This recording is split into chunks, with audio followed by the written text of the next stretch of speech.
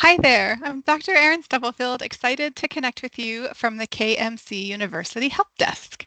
Today, I want to tackle a question that we've been hearing recently about routine office visits. So let's dive into the distinction between an initial office visit and a routine office visit. At KMC University, we approach visit types through the lens of episodes of care. The first visit in an episode is either a new patient visit or an existing patient with a new condition. The initial visit is usually conducted in an evaluation and management format where we establish a comprehensive plan while billing evaluation codes or examination codes. And then comes our routine office visits. This is where the chiropractic magic happens. During these visits, we'll implement the treatment plan we created back on that initial visit. And we typically document routine visits using the SOAP or SOAP chart note format. So you might wonder, what's the main goal of a routine office visit? Well, the great news is that you don't need nearly as much information on a routine office visit when compared to an initial visit.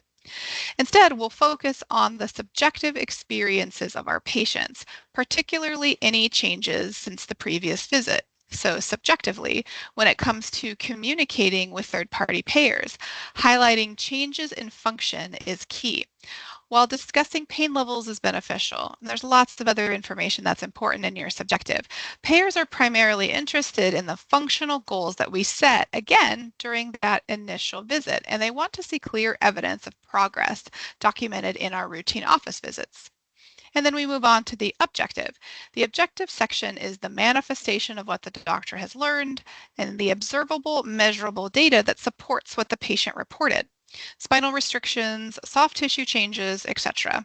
We happen to think that utilizing the same thing that you would in Medicare with the PART protocol, or PART, is a very simple way to handle the objective section. Our objective and subjective come together in the assessment. This is where you put on the doctor hat and you say, okay, I learned this in the subjective, I learned this in the objective, and here's what I think. The patient is getting better, the patient's not getting better. Well, why?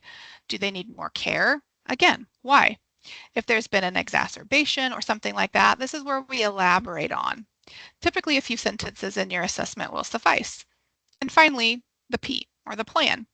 What did you do today, right? Where did you adjust? What services did you provide if it was a modality or a procedure? And of course, the detail here is necessary to record in the plan.